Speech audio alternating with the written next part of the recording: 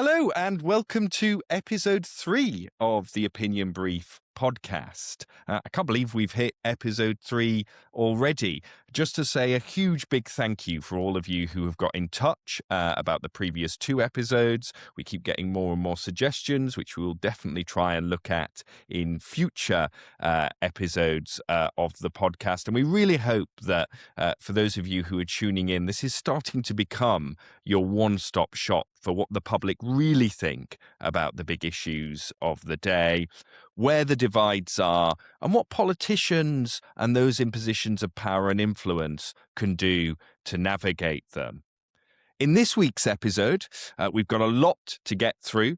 I'll be taking a look at our voting intention, as ever, and with a particular look at what Kemi Badenoch's leadership ratings say about the future of the Conservative Party. We'll then be joined by Owen Winter from The Economist, our first guest on this podcast, who'll be talking about their builder-voter model, which uses some of More in Common's data. And then finally, over the weekend, we released a brand new report into Dissenting Disruptors, one of More in Common's British 7 segments and the group that most reflect the populist right. I'll be talking about that with my colleague Alex. So lots for you to listen to today.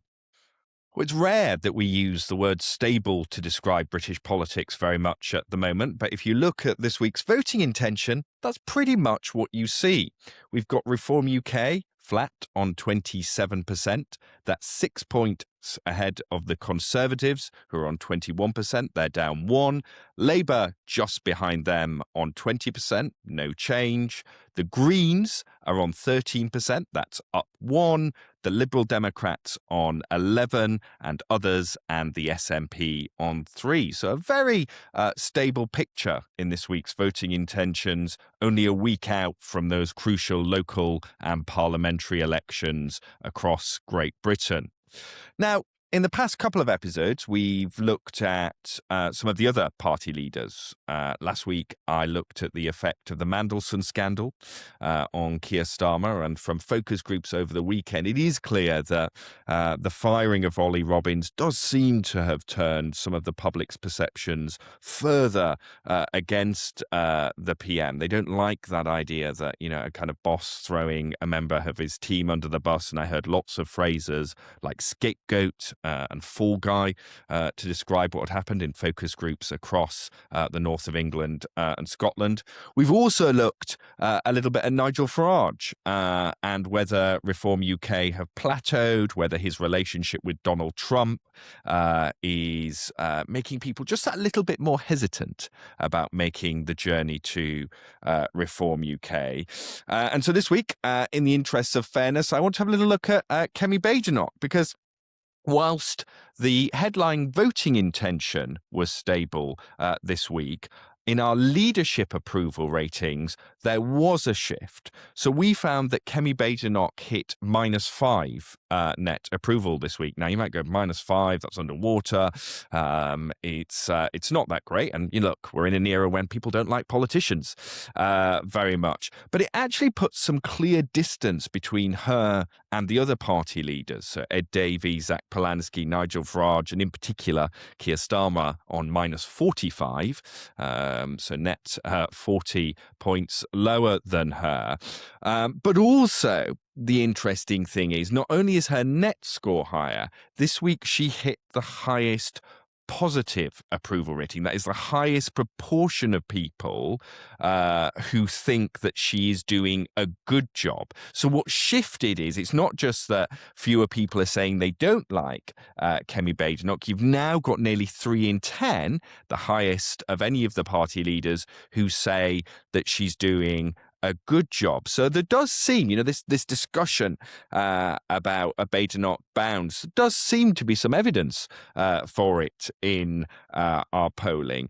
And yet, as I said, when I talked about the voting intention, the Conservatives flat, actually down a point on 21%. So you've got this gap between people saying Kemi Badenoch, on the one hand, is doing a good job as party leader. That's about 8 points higher than the number of people who say that they would vote for the Conservative Party. And, I'm interested in what explains that paradox.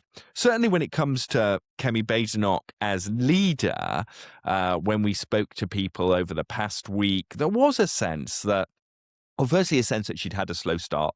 That came through from a lot of the people that we spoke to. But that actually, since the budget, she had somewhat come into her own.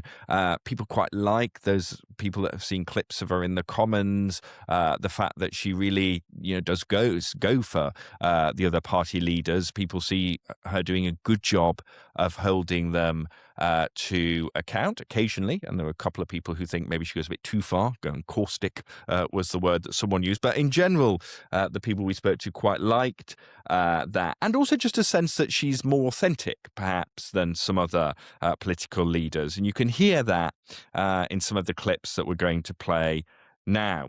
I think Kemi came into the job, as you say, she was a little quiet. But I can see now what she was doing. She was feeling the room. Yeah. And now she's got the feel for the room and worked out who she's dealing with. I think at first she seemed a little bit on the quiet side, like Nicholas said, but recently she has, if you see at question time, that she's really on the ball and she really seems to hit the nail on the head and to get to the point, and she seems to get them to squirm a little bit. But as I said, look, you can see that, that's people being, about as enthusiastic as you get in the current environment for a politician. But it's not translating into a rise in the Conservative Party vote share. In fact, what you see, and you can see this on the graph on the screen now, is that basically until the autumn, what happened was that Kemi Badenoch's good job rating, the number of people saying she was doing a good job as party leader, was below the proportion of people who said that they would vote for the Conservatives. It leveled up around the time of party conference. I think people liked that party conference speech, and then overtook when it got to the budget, and she gave that quite fiery response to Rachel Reeves. And I think what we really get from the focus group conversation is people saying, well, I do quite like Kemi Badenoch, but the Tories were still in power for 14 years. They didn't leave the country in a good way. I'm not quite ready to forgive the Conservative Party yet. And that is a real challenge, right? Because, she is clearly now, we often talk about leaders acting as a boost or a drag on their party. She is clearly now acting as somewhat of a boost, or at least she's outperforming the party. The question I think the Conservatives need to reflect on is what more do they need to do to turn that into a positive rating for the Conservative Party? Because the risk is, and I have heard this now in focus groups, is you get people saying, not just I quite like Kemi Badenoch, but, not the Conservatives. I quite like Kemi Badenoch, but there's no point in voting for the Conservatives. Like people might have said about Farage when he was leading UKIP, or, Liberal Democrat leaders in the early 2000s, this sense of, the individual's good, but the party isn't there. And I think that is going to be a challenge. And look, she has positive approval ratings now. If, as polls suggest, the Conservatives have another year where they get a shellacking in the local elections, they're barely on the pitch in Wales and Scotland, that could drag them down. So, if you're a Conservative strategist, your big question at the moment is, how do you make the brand more than just one woman?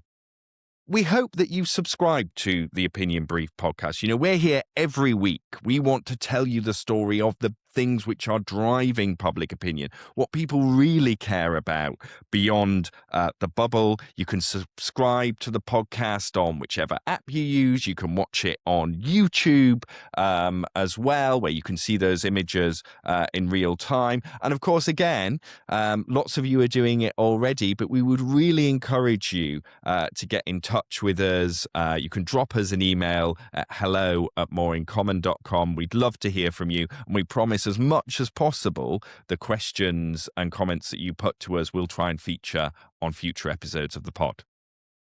British politics feels more unpredictable than ever, and The Economist has released a new tool that helps us understand this volatility a little bit.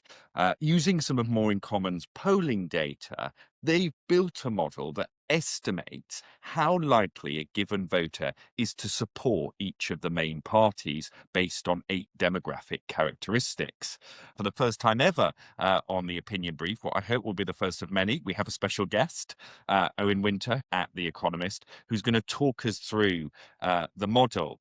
But just before we get on to the build and voter model, as you've called it, you've had an interesting piece of research or piece of reporting out this week about politicians and their likes on social media. Can you tell us a bit more about it?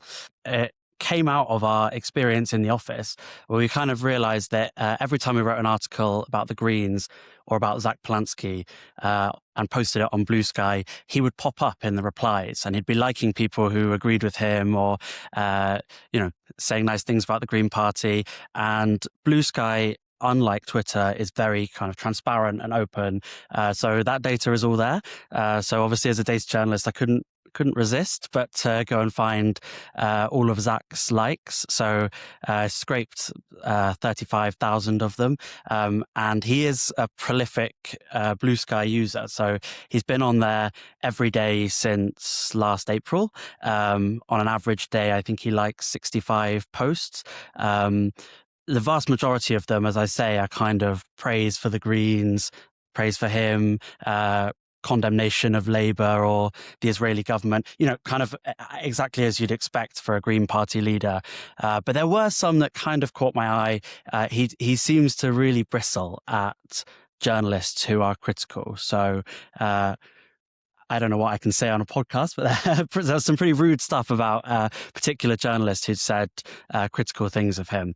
But I think it's interesting because he's the only politician or the only party leader, I should say, who is kind of in this back and forth with his supporters all the time. So it's not like a one-way, like most politicians use social media. It's not a one-way street.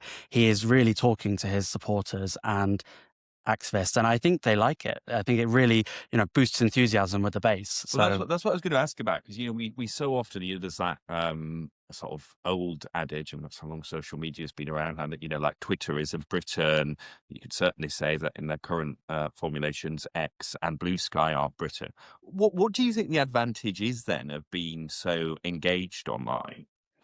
Yeah, so I think there's advantages and definitely risks. The advantages, I would say, particularly for a kind of upstart insurgent party like the Greens, is having this feel that, they're in touch with the leader is in touch with them. I mean, I saw it when I was up in Gorton and Denton for the by-election, that the Green activists there really feel like Zach Polanski is one of them. Lots of them have spoken to him directly and have this really personal connection to him and to the party. And that, I think, is really effective at getting people engaged. And with the local elections coming up, they need activists kind of out on the doors. And that's one way of kind of keeping them interested. And kind of in a broader way, the Green Party has this culture.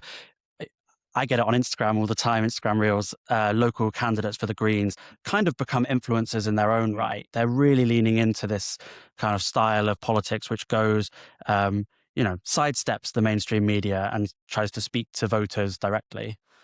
Yeah, fascinating. Perhaps a portend of the future of our politics. I wonder how much Keir Starmer likes. Probably a little bit less, given some of the stuff that you see on social media about him. But anyway, that is not the main thing we're here to talk about. We're going to talk about the build a voter model. And just to start with, just to set the scene for listeners, can you just tell us a little bit about how it works and what it spits out, to use the technical term? Yeah, sure. So you're going to have to intervene if I get too nerdy. This is going to get technical very quickly. Our first build a voter models were in 2024. We did one for the UK general election that year and one for the US presidential election. And the Britain one was built by my colleague, James Fransham, and he revived it this year with your data. So really the process starts with More in Common. you are surveying thousands of voters each week, and we're very grateful to have your data. I think now we've got something like 45,000 respondents in our sample. And so for each of them, you've asked how they plan to vote or how they would vote if there was an election held today, and a bunch of kind of demographic characteristics about them. So we're building up a picture from that data of what the electorate looks like and how they're feeling. And from that, this is where we start to get technical. We train this big statistical model, regression model, which takes in as its kind of variables demographic features. So we've got 8 variables, which we use to predict how they say they will vote. So that's kind of one half of it. And then the other side is that we estimate how many people in the country there are approximately with each of these kind of combinations of characteristics. So there are 275,000 permutations or demographic profiles based on those characteristics. And for each of them, we use our statistical modeling to estimate their probability of voting for each party. Did that all make sense? that made perfect sense. So give us an example of what that might look like then. Yeah, so I mean, I could use myself. I am. Yeah, well, I know my own characteristics. So I'm a young man who lives in London. I rent. I have a postgraduate degree. Live in a city, and the model reckons.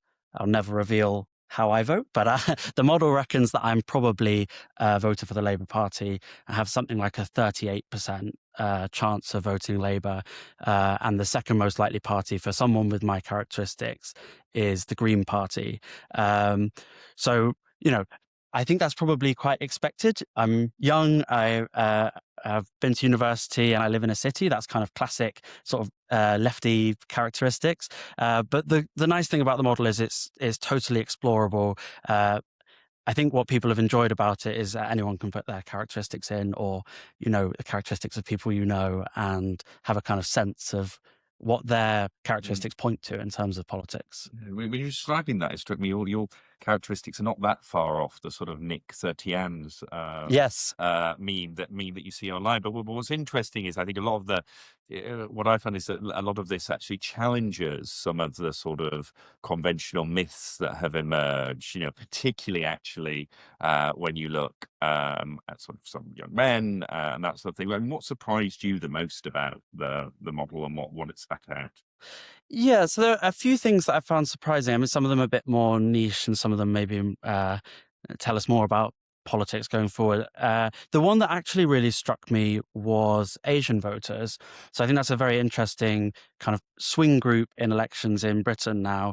And the thing that struck me was how big the age gap is. So within Asian voters, older Asian voters are very, very likely to vote Conservative. And that's quite a new phenomenon.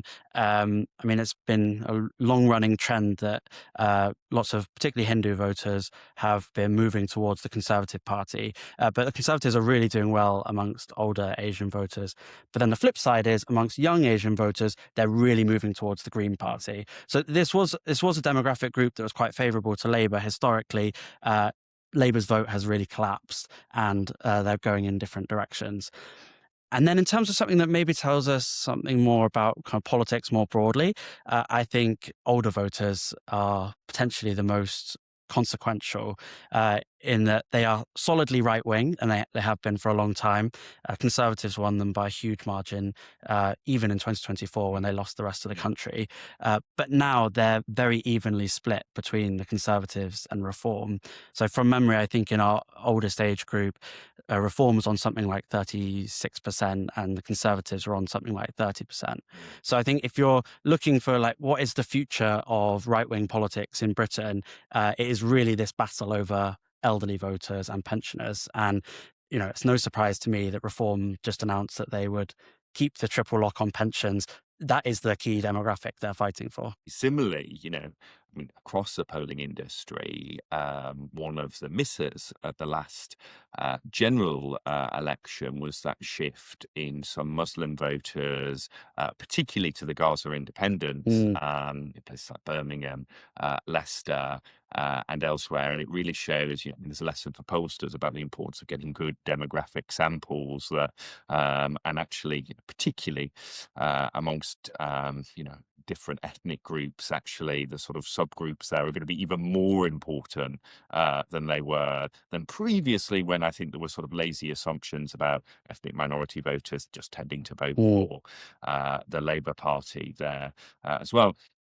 And then that battle for the older voters, I just think, again, it's so interesting. The Conservatives, if they lose that older group, they basically, they're sort of finished. And what I've always found interesting about the profile of reform voters remains slightly different. They're doing well across age groups, but remains slightly different to the Conservatives, in the sense that the Conservatives' age profile is basically still a rising diagonal line, whereas reform voters, I think, sort of peak at sort of just the boundary of retirement ages where they get their strongest support. Yeah, which I don't necessarily know why that is. I think amongst the oldest voters, my impression is there's still a kind of a slightly more small c conservative approach to institutions, and there's still a kind of historic attachment to the Conservative Party, whereas, as you say, amongst middle-aged voters, many of whom have voted Conservative in the past, I think there is a bit more of a sense of, we need to burn this all down, we need change, we need something radical. Yeah, no, definitely. And I also think, I don't know, certainly from focus groups, that group who are, I don't know, sort of within 4 or 5 years of retirement age, there does just seem to be this thing of, I'm not where I thought I would be at this stage. Very often they, saying I'm going to have to work for longer. I thought, I remember one woman in Runcorn, actually, who flipped from Labour to Reform in the by-election, saying, I thought I'd be winding down by now. I'm taking on extra shifts. You've also got that sort of, sometimes called the kind of double care crisis, which is, that group tend to have elderly relatives that they're looking after, but also their kids, they can't get out of home, or they're renting and they're worried about them. So I think there's a lot for that group to be dissatisfied with, which, as you say, leads to the sort of burn it all down. One of the interesting articles that you wrote, sort of accompanying the relaunch of the model, was about how promiscuous British voters have become. Tell us a bit more about that. Yeah, so this is probably the biggest kind of structural change in British politics in recent years, which is that voters have so much less attachment to parties. So whereas once they were kind of, they felt they were part of a party, or in some sense members, even if they weren't formally members, now they are much more consumers, and they're shopping around, and that comes out in Build a Voter very clearly, because there are hardly any demographic groups in this year's data, even fewer than in 2024, who you can say with some confidence how they're going to vote. So in 2024, as I say, you could, if you knew someone was older and less educated and white, you could say with a decent degree of confidence they would vote Conservative. If they were a young graduate or from an ethnic minority, you could pretty confidently say they were going to vote Labour. That is no longer the case. And voters are going in all different directions. So, Labour's coalition is fragmenting between Reform on one side and Greens on the other. Conservatives have moved kind of en masse to Reform. So I think for politicians, there's a real challenge in, what was previously a kind of exercise in, I've got my 30% of the electorate locked in, how can I reach the next 10%? It is now, I have maybe 10% of voters who are loyal to me. How do I scrape up to 20 or 30%? Which I think is just like a totally different way of doing politics.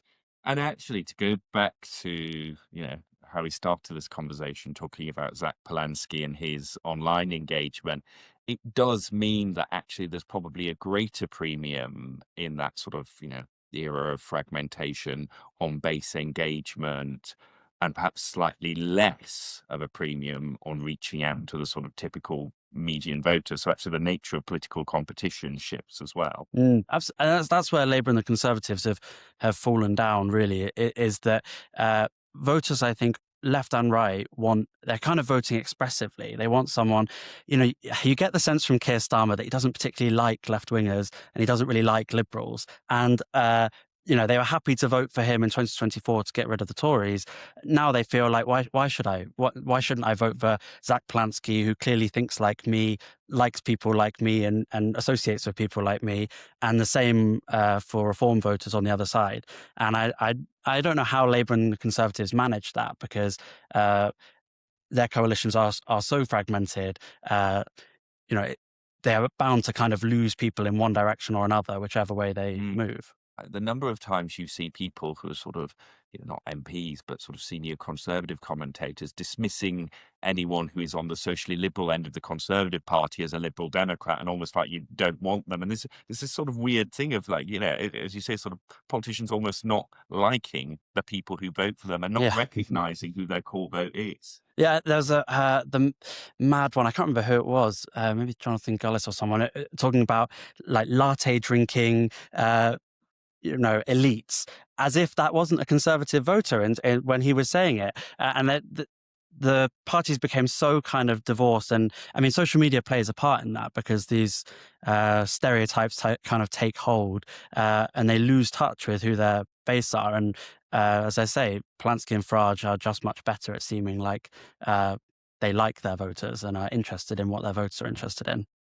And I guess, again, looking at the model, and I think you use the word slot machine like outcomes for elections. I mean, is first past the post going to break at the next election?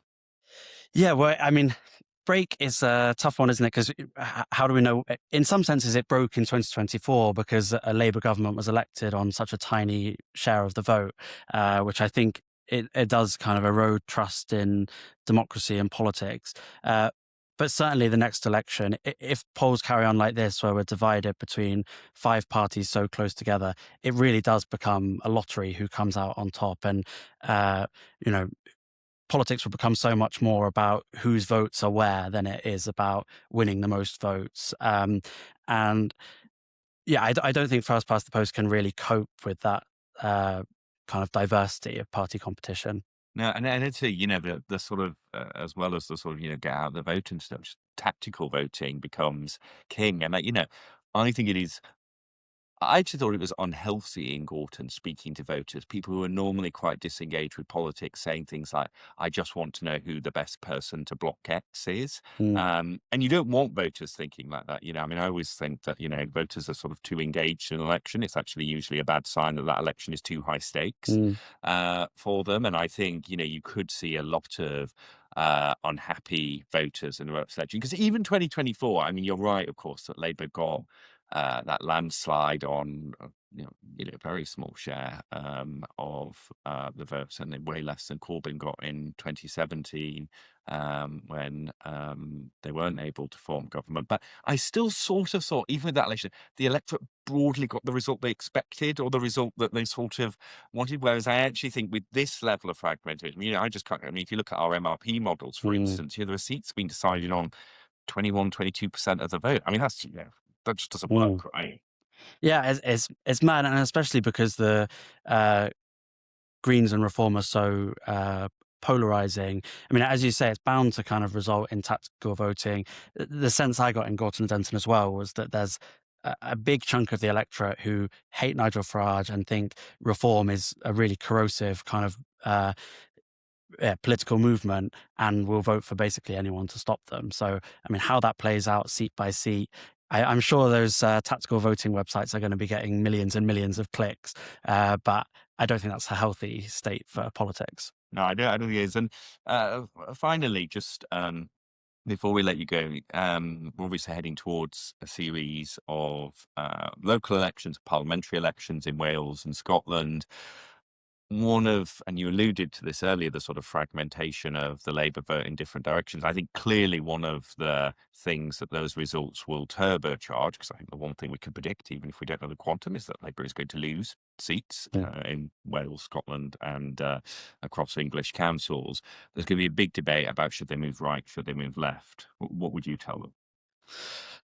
That's an impossible question. I think this is such a cop-out answer, but the third option is do better. Don't go left, don't go right. Well, I mean, either left or right, I think could potentially, I mean, speaking solely from an electoral point of view, it could work if they had a leader that could sell it, or if they tackled some of the problems that they're struggling with now. But I don't think. I think in Westminster we get kind of fixated on positioning, and actually that's kind of it's not super relevant to the practice of governing. And yeah, but I realize as I'm saying it that I'm giving you a nothing answer, but I think voters are looking for competence over, particular kind of policy prospectus. And in fact, The Economist, as well as having Build a Voter, has a delivery tracker to look at how the Starmer government is doing, which we actually did some focus groups to find out which the key priorities for the public were. And I would just share from focus groups. I find this sort of left-right debate a bit sort of in fact, again, we did post-mortem groups in Gorton, and one of my colleagues said, "Do you think we should go left or right?" And I'm like, I don't know, I just want to sort the cost of living out, and I think, I genuinely think, and others were, interestingly, what we also got from some voters was, I don't care, but just pick something and stick with it, because I do think the perceptions of the U-turns have been particularly, individual U-turns don't normally matter in politics, it shouldn't matter, but I just think the volume of them has made a difference. That's been fantastic, Owen. So if you want to try out the tool, it is on The Economist's website. Do share your results on X or social media or wherever you get them from. And we hope you enjoy using it. Thanks for joining us. Thanks very much. Welcome back to the Opinion Brief podcast. Those of you that have followed More in Common for a while will know that the British 7 segments are our core tool of analysis for looking at different groups within the British public. For those of you that don't know them, we'll be talking about them a lot more on this podcast in the future. But this weekend, we put out a deep dive into one of those groups. We call them Dissenting Disruptors. They are the group most akin to what you think of as the populist right in the UK. They make up around 20% of the population. They're reshaping our politics at the moment. And we wanted to take a closer look at who they are, what they think, and also importantly, what some of the differences amongst them are. And to talk about the report and what we found and the different groups within the Dissenting Disruptors, I'm delighted to be joined by my colleague Alex Newton, one of the authors of the report. And just to kick us off, Alex, I mean, I guess, there's lots of analysis out there at the moment about the populist right. I mean, it almost seems basically since the financial crash, we've been trying to understand who this group are, what is motivating them, how they're upending, I guess, in lots of cases, politics. What's different about this report, and what does it tell us? Yeah, thanks, Luke. I'm delighted to be here. So, as you said, there's lots of commentary out there already about the populist right. But we think some of the existing commentary doesn't quite capture both the nuance of the kind of different strands within the populist right, but also sometimes kind of writes off what people believe as the product of misinformation. Or the alternative sometimes is that the louder voices online can get conflated as representative of that populist right. So what we wanted to do in this research was to look more deeply and in a more granular way at who is the populist right today? Who are these dissenting disruptors? As you said, dissenting disruptors are 1 in 5 Britons. So, for people listening to this on their commute, if they're on a walk in the park, there are lots of dissenting disruptors who are probably about. But actually, sometimes the coverage of this segment hasn't been as nuanced as it could have been. And that's what we sought to change. So who are this group? You're saying there's sort of 1 in 5 of us. That's quite a big group in the population. Who are they? What do they look like? And I guess I think some people will be quite taken aback that this populist right group is that large? You know, what's the glue that's binding them together? Yeah, well, I'll say a bit about the glue, but also what they're not. So in terms of the glue, they are the anti-system rights. They're united by this really strong belief that the system is currently broken. And not just that it's broken, but almost that it's rigged by design. And that the current political class is out of touch and doesn't respect people like them. Now, it should also be clear that dissenting disruptors are found across the country in every age group. There's a pretty even gender split there. And actually, dissenting disruptors come from a whole range of backgrounds, but they do have both a few kind of core beliefs and core worldviews. One, as I said, a bit about this idea the system is broken. But also it's the intensity of that belief that distinguishes them both from others on the right and the British public, because it's not just that they think politicians don't respect people like me. As we know, lots of people think that today. It's the intensity of their belief means they're more willing to back extreme measures as a result and think something drastically needs to change. And how does that link to their personal circumstance and, I guess, interactions with other Britons? One of the fascinating things we found in this research is that dissenting disruptors are much more likely to have lower incomes than average. So they are, of the 7 segments, they tend to have the lowest incomes. They also tend to be much more socially disconnected than average. So it's almost 3/4 who say they're lonely most or some days. And that sense of kind of personal deprivation and hardship and loneliness, I think, is quite core to their worldview. In focus groups, when you talk to dissenting disruptors, the thing that often comes through is this idea of life being a bit of a struggle and things just being really difficult for people like them. They prioritize their families, but otherwise they see things being really difficult in the world and not having much of an end in sight to that. It's really interesting. So when you talk about, there's this sort of deep unhappiness with sort of systems and the status quo, it's basically because that status quo isn't working for them. They have sort of personal experience of hardship. Because it was interesting what you were saying in the, the sort of intro, that often this group are assumed to be the product of misinformation. But actually, I think what you're telling us is that actually their own life experiences, certainly the financial and economic struggles, are more important in forming their anti-system views. Definitely. And I'd make 2 points on that. Firstly, we asked dissenting disruptors and we asked all Britons about their life satisfaction on a range of issues: work, personal life, family life, and dissenting disruptors tend to have the lowest life satisfaction in lots of these areas. So there really is that strong sense of personal dissatisfaction underpinning a lot of their beliefs. But also, secondly, when it comes to the core issues they care about, the issues themselves aren't necessarily that distinct from other Britons. So the top issues are cost of living and immigration. And which is the same for all of the segments? That's the same for the segments broadly. It's the same for the British public. The thing that distinguishes dissenting disruptors is just how significantly the cost of living crisis has shaped their worldview in the last decade or so, and how strongly they feel that something needs to change when it comes to migration, because what's currently happening in Britain isn't working for them and people like them. So our US colleagues recently released a report which was breaking down Trump's voter coalition, and we'll have Stephen Hawkins, the research director, on to talk about that report in the run-up to the midterms there. So should I take from what you're telling me that this group are basically the sort of UK's MAGA? No, and actually it's quite different. So one of the things that came through really strongly in this is actually how many dissenting disruptors don't like Donald Trump. They tend to have quite a negative view of him. It's only about 1/4 that have a positive view of Donald Trump. And I think there's a few reasons for this. First of all, we know that even though dissenting disruptors tend to like this idea of a strongman leader, so someone who can take on the existing establishment and overthrow the traditional norms, they see Trump as a bit of a source of danger and threat in the world. And dissenting disruptors are quite worried about the state of the world. They tend to think that the world is more dangerous than the world they grew up in, and see Trump as part of that. But also, and this is a wider point about belief, the kind of British populist right, dissenting disruptors, aren't that similar from the kind of MAGA cousins in America. And on a range of issues like gay rights, about abortion access, about the idea of whether you should have traditional gender roles in parenting. Actually, dissenting disruptors are quite similar to the media in Britain.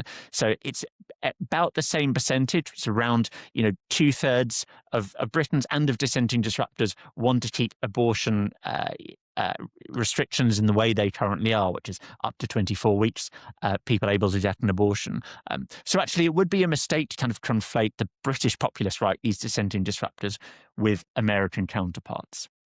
That's so interesting. And is there any difference? I mean, there's a lot of debate around the role of social media platforms and X in particular in, if not shaping the views of the populist right, although some would argue that they do, certainly acting as a channel for those views. Are there any distinctions within this group between those who are more active on social media and those who aren't? One of the things we dig into a lot for this is about people's use of social media and how that may play into their worldviews.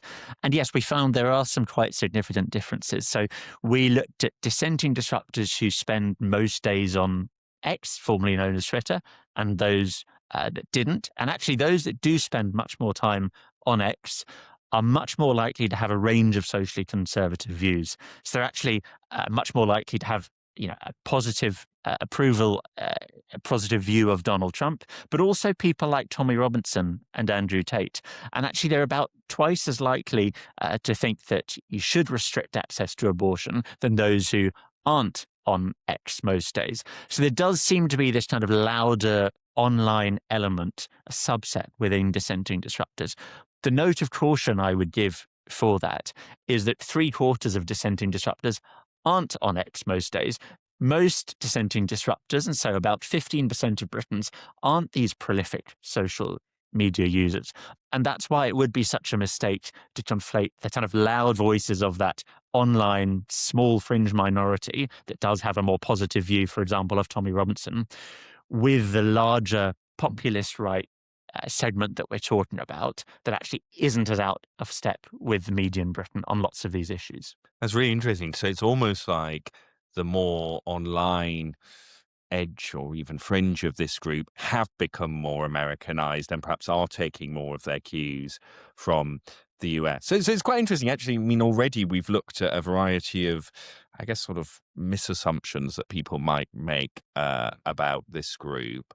But one of the things that we do definitely know about them is that issues around migration, multiculturalism, race, religion, and identity do matter to this group, and they do have outlier views on some of those debates. Yes, so dissenting disruptors, like media in Britain, do tend to think that immigration is a significant issue that the government doesn't really have a grip on at the moment. And where dissenting disruptors differ is that they want much stronger and tend to back more extreme measures to try to control immigration. Now, it does vary a bit between the different kind of archetypes of dissenting disruptors that we might come to. But we asked people about a range of different migration policies, and one of which was saying, to what extent do you think the government should use whatever force is necessary, including sinking the boats, to stop people crossing in the Channel? And this is an area where only a minority of Britons think that that should happen. But actually, it's a majority of dissenting disruptors tend to believe that. A majority of dissenting disruptors think that actually we should sink the boats, even though that might be contravening international law, even because they think such extreme measures are needed to get a handle on immigration. And we polled on this idea of a kind of absolute zero immigration system that it's sometimes referred to as. So this idea of no new arrivals. And again, that's something where dissenting disruptors tend to support, out of step with most Britons. Mm. And when it comes to sort of religion and culture, I mean, one of the things which does seem to jump out is quite a lot of this group have anti-Muslim views. Yes, definitely. Dissenting disruptors are much more likely than the average Briton to say that they are not. But also dissenting disruptors, almost half think that most or all Muslims in the UK support terrorism. And that's compared to less than 1 in 6 Britons. And it's actually only a minority of dissenting disruptors that think that British Muslim values are compatible with British values more generally. Now, the caveat I would give that it's not all dissenting disruptors. So while anti-Muslim views are more pronounced and more likely to be found among dissenting disruptors, it's not all of them. And you've said a few times now, you've sort of alluded to this idea that even leaving aside online, offline divides, that this group sort of aren't a monolith. And actually, I remember when we did put out the segmentation, the British Seven segments, there was minor, but there was some pushback for having a group this big that was the populist right. And I think what you've told us is what unites that group is the anti-system beliefs. But in terms of how that then plays out, in terms of the sort of changes they would like to see or how they think about other Britons, actually what the report does is it breaks this group down further into three archetypes, as they're called. Could you just say a little bit more about that and the nuances and differences between them? Certainly, yes. So there are three archetypes that we found, and this is doing some data analysis on all the survey results and the focus groups we've done talking to dissenting disruptors and going, actually, there are three kind of distinct archetypes, as we've called them, within the dissenting disruptor segment. So firstly, they're reluctant radicals. And this is a group that is, as you said, sharing that core kind of anti-system populist right beliefs, but with probably more recent or shallower roots to some of this complete disillusionment from the system. They tend to have quite an ideologically diverse past. Around 1 in 3 voted Remain in the referendum in 2016, for example. Actually, 2/3 of them still watch BBC News quite regularly as well, as opposed to a minority of other dissenting disruptors. So we see them as reluctant radicals because they are very frustrated with the system. They do want some radical solutions to it, but they tend to slightly shy away from some of the more extreme measures than other dissenting disruptors do. They've almost been sort of, I guess, in this group, when you talk to them, almost feel like they've been pushed into radicalism, that they didn't sort of start out there. And I think one of the interesting findings that comes out on reluctant radicals is they have high approval for Gary Lineker, even, hardly seen as a bastion of the populist right there. So they're interesting. Tell us about the other groups. So the second archetype, called defiant traditionalists, and this is an archetype that in some ways is a bit more culturally conservative. They tend to be slightly older than other dissenting disruptors, and some of their concerns are particularly pronounced around the social fabric of Britain today. They see things as just having got a lot worse. When you kind of ask them, and I did a focus group of some defiant traditionals where I was asking, what is the vision of Britain you're looking for? And people were talking a bit about, 1970s, 1980s, and how there's much stronger community feeling. Now, the thing that we shouldn't do is mistake them for more, traditional conservatives more generally, or conservative voters, but actually they do have a really strong belief in radical, not incremental change. It's just that they seem to have, in recent years, become more of the view that that does require quite significant political leadership or change from what they had previously thought possible. So actually, going back to 2019, they tended to vote Conservative. Lots didn't vote at all, and lots of dissenting disruptors don't tend to vote, which is something we can talk a bit about as well. But in 2019, lots did vote Conservative, and I think the thing that came through in the focus group was this idea that lots had their faith in the Conservative Party.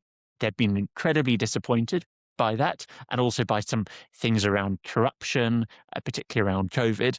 And then some had also thought, well, where do we go after that? And now they find themselves backing radical solutions. It's really interesting. I mean, I think for this group, when we often talk about the group in the population who are particularly triggered by what's become known as woke, and I think it is that group, right, that's sort of seen these, what they thought were British social norms have been eroded, and not just that politicians haven't done enough to stop it, that they've almost been complicit in the erosion of those norms, which I think is what pushes them from, as you said, previously being, they might have been in our traditional conservative segment, but have moved because they no longer think our institutions are capable of protecting or recreating even the Britain they care about. So that's the sort of the two groups, but there is a kind of harder core within the dissenting disruptors who have some of the most extreme and radical views.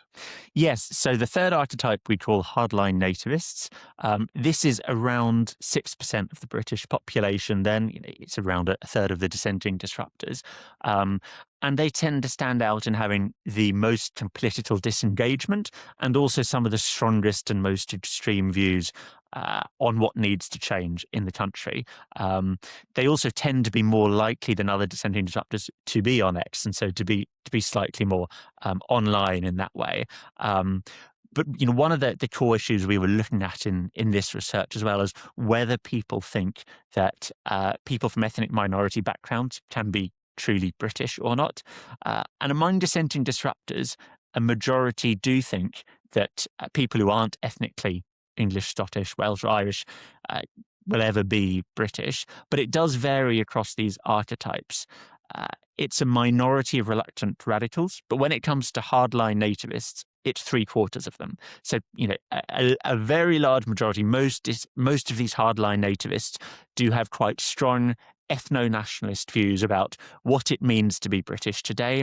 And again, similarly large majorities back that idea we talked about of using whatever force is necessary to stop the boats, including sinking them. And so this is the group that has both ideologically the beliefs that are often furthest from the media in Britain, but an intensity of belief around that, a really strong belief that things need to change. And the final thing I'd also add on this is that we also asked a bit about political violence. This is the archetype that tends to think that sometimes political violence is more acceptable than others. It's still only a minority. It's still only around 2 in 5 hardline nativists. But for other dissenting disruptors, it's a smaller minority that think that political violence can never be acceptable. Yeah, so I mean, this group. If you look across them, the sort of prevalence of racist and anti-Semitic beliefs is strong, and fundamentally their attachment to democratic norms is much weaker. And if we go back to polling that we did during the riots in 2024, it was around, I think, 7 or 8% who thought that violence on those protests was acceptable. That overlaps very strongly with this group. But as you say, I think one of the most important findings of this report is distinguishing that group who, as you say, around 6% from the other 14% who are in, the dissenting disruptor group, because there are different strategies to reaching and re-engaging perhaps the other two archetypes in a way that maybe you can't or can't immediately with some of the hardline nativists. That then leads us on to what the political implications. I think listeners won't be surprised to know that this group is powering the rise of Reform UK, the segment as a whole, much more likely to vote for reform. But what are the sort of nuances within that, and how, if you were either reform looking to build support, or you are one of the traditional mainstream parties, what are the sort of lessons for them about the attitudes of this group? I think the first really important point is about distinguishing that majority of dissenting disruptors from the louder extreme, exactly as you said. And just to illustrate that, I would say, again, in all the conversations we've had with dissenting disruptors, often we've been asking people things like, which political leaders do you like and respect? Not necessarily now, but in the past. And for that kind of 14%, of the UK population, the larger proportion of dissenting disruptors, people would actually say things like, I did quite like some of the things that Gordon Brown did back in the day. They're talking 25 years ago now. Some people would also say, actually, there were 1 or 2 things that David Cameron did that they quite liked. That is not the case for the hardline nativists, whose political engagement is a lot stronger. And they're much more likely to like figures that go to the right of reform, like Rupert Lowe. Exactly, and that's this archetype are the ones that tend to have slightly more positive views of Rupert Lowe, but also people like Tommy Robinson as well that we've talked about. Would again emphasise most dissenting disruptors don't have a positive view of Tommy Robinson, but it is that the hardline nativists that tend to have a slightly more positive one. So I think going back to your question, that is the really important starting point, and then not conflating the attitudes and beliefs of that smaller fringe with the attitudes of dissenting disruptors more generally. I think for reform in particular, one of the interesting findings from this is that actually dissenting disruptors tend to have quite mixed views about Nigel Farage. They tend to be more likely than the average Briton to think positively of him, but it is only a minority, a small minority, 45%, that do have a positive view of Farage. And I think part of this is because dissenting disruptors feel so disparaged by political elites, think that for so long politicians have made promises and broken them, that they don't put a huge amount of faith in any politician at the moment.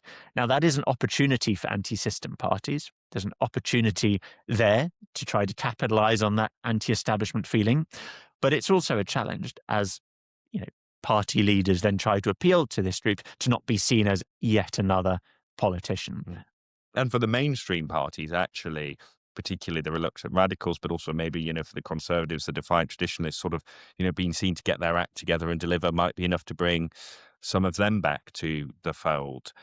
That's been absolutely fascinating. There is so much more I could ask you about the dissenting disruptors, but the full report is available on the More in Common website. Alex has also run a webinar, which is also available on the website. And you can see on screen and on our website some of the graphics which accompany the report, which help you get a grip of those different archetypes and what it all means for our politics. Thank you, Alex. As you know, each week, having covered quite heavy topics, we want to leave you with something a little bit more lighthearted. So this week, we sort of went back through the archives and dug out something that we did before the last general election, which was actually a request from Nigella Lawson, which is, can you do Britain's 2024 general election vote preference by the type of crisp that they like? And once again, sometimes it's these questions that reveal more than any others.